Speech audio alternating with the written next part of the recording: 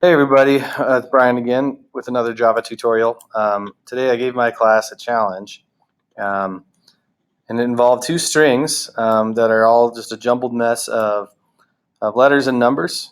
No particular, rhyme or reason for them being exactly the way they are, nor their lengths. In fact, I'll just kind of put a couple more in here just to kind of be different. Okay, so the challenge was to write a method that calculates and prints the sum of all the digits in string 1 and also in string 2. That being the 2, the 7, the 2, the 6, the 2, the 2, the 8, the 6, the 3, all added up. So you can view each digit as individualized. The method should also get rid of all digits in the strings and then return the concatenation of each of the clean strings. So that was a challenge for my class today. This is going to be the solution video. See if I can squeeze it in 10 minutes, which may mean I might brush over some stuff that maybe you or your class hasn't covered yet. We're going to be using some string object classes, methods, and also some character class methods, some static methods. So let's go ahead and build our method header here. It's going to be a return type of string since it asks to return the concatenation. I like to put this at the bottom before I finish the method because it kind of suppresses that warning. If you don't have that, it'll kind of yell at you like, hey, you never returned that string for me. So I just do this to just suppress that warning. So the two parameters are a string called S1 and a string called S2. By the way, these don't have to match the input parameter. As long as they're strings, the method will take it. S1 and S2 here could be used locally to reference those two inputs. Okay, so let's go ahead and define what we're going to be keeping track of here. I like to do this. I always kind of I'm going to build a new string called the answer, and I'm going to set it to be just an empty string, which is not the same as null. This allows us to kind of build on top of this thing. So let's go ahead and keep that. How about an integer called the S1 sum? And we'll keep that at 0. So this is going to be the sum of all the digits in the string 1. It's going to be very similar for S2. Go ahead and initialize that at 0. We'll keep track of those running sums. And then let's go ahead and actually, you know what? We're not going to need this here, and I'll show you why. Let's just call this string answer and just declare it, and we'll initialize it later. Okay. So we're going to call S1, this string called S1 cleaned. This one will be an empty string, and S2 cleaned will be an empty string. So we're going to start them off empty. And the strategy is that we're just going to kind of go through the characters in the string and kind of add on to these as long as it's not a digit. So we'll concatenate the characters as they come as long as it's not a digit, and that'll actually be pretty easy. If it is a digit, we simply add it on to whichever sum we're dealing with at the time. Okay, so we'll kind of do two loops that are going to loop through all the characters. If it's a digit that we're looking at, we'll increment the sum. If it's not a digit, we'll just take that character and append it onto the cleaned string. Okay, actually not all that complicated of an idea, but maybe implementing it might be a little challenging for some beginners. So let's go ahead and start a counter. We're going to begin at index 0. The I will grow to be as big as S1's length. Right, so here's an example of one of those string methods that we learned. I++ will just kind of crawl down the string as we go. Okay, so let's see if digit, and then else. Okay, so if it's a digit, so how we're going to figure out if it's a digit. So here's what we're going to do. We need to call the character class. There is a character class method called character.isDigit. Okay, and in here you put a specific character.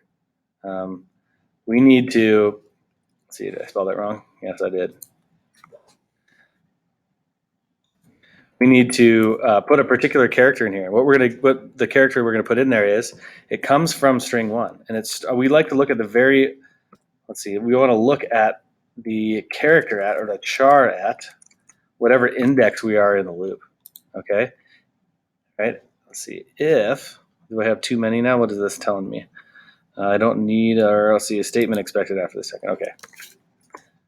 Okay. So if the character in string 1, whatever character we're looking at, the index is going to crawl from 0 to the length of the string, then we want to add this digit onto the sum. Okay, so we're going to say S1 sum plus equals. right? And we want the numerical value of this digit, okay? We want the numerical value of this. I'm going to grab this, copy it, and I want to use another method in the character class, character.getNumericValue, and the character we would like to get of is that char at I, okay? There, it's going to grab, if it's indeed a digit, it'll, if it's 7, it'll take 7 and add it onto the sum.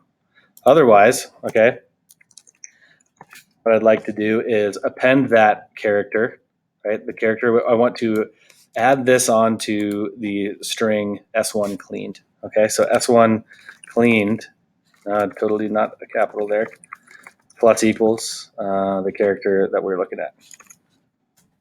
There you go. So that should take care of string 1. If it's a digit, it'll get added. And if it's not a digit, it's going to go ahead and just append it onto this new cleaned string. And we really don't change the parameter string coming in. It's just kind of used to like scan through it, and we build things from its parts. So the process for number 2 is going to be essentially identical. Okay. So instead of using string 1's length, we're going to use string 2's length. Instead of string 1 here, we'll use string 2. Instead of string 1, we'll use string 2. And this will be string 2 cleaned, and this will be string 2 sum, right? Everything is exactly the same. This is very reusable. So what does this scream at you? If you're very suspicious, every time you grab something and copy paste it, right? You copy paste that much stuff and it's that similar. Maybe this is too redundant, and you should probably export this this function or this method and create one of them, and then call it for 2 different parameters, meaning this and this, and and this, and you might have to return the clean string. So I do feel a little bit concerned about copying and pasting this code because of that redundancy, but given this size of a program, I'm not really that worried about it. If you feel like you're doing that too much though, export that function and pass in parameters that you want to use next time. So this is a little bit redundant, but it's going to get the job done. Okay, so now all we got to do is take the answer. Remember, the instruction said that we want to return the concatenation of the clean strings. So let's just say S1 cleaned plus, or concatenated with S2 cleaned, and return that answer. So the thing also says that it calculates and prints the sum. So let's go ahead and take care of that down here too. This is kind of our results section. How are we doing? All right, so we're going to do S1 sum. Let's print it. Just a little comment on it real quick. I think I'm doing okay on time. S1 sum is, and then kind of paint that off. And I'm going to do the same thing for the second sum. S2 sum is S2 sum. All right, so let's see if this works. And then since it's returning that answer, I'd like to see it. So up here, I'm going to print the result of challenge called on string 1 and string 2, which are up here. And remember, the challenges are going to return a string, so I can indeed print this. So hopefully we get a sum, and we can kind of check the answer. Let's give this a try. Any errors, any bogusness? Okay, we're getting index out of bounds. Let's see. Okay. See if we can troubleshoot this together within the time allotted. I probably should have looked at that stack trace a little more carefully. It is less than S1 length. Okay. Char at I. Okay, I'm looking at anything that has an index that might bother it.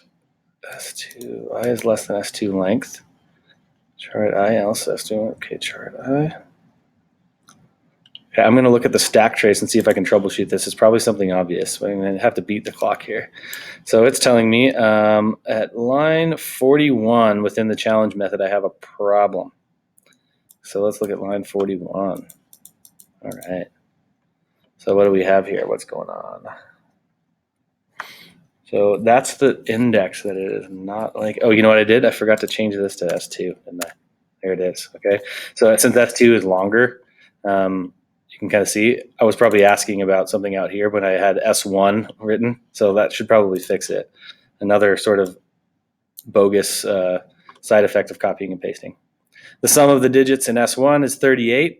I don't have enough time to check that, but that looks about right. The sum in S2 is 36. That looks about right. And we can see that the clean strings, so here's string 1 all cleaned up. And here is string 2 all cleaned up. And that should be it. Okay, I hope you guys enjoyed this video. This is a fun challenge for me to take on, and look forward to talking to you guys soon. Happy coding.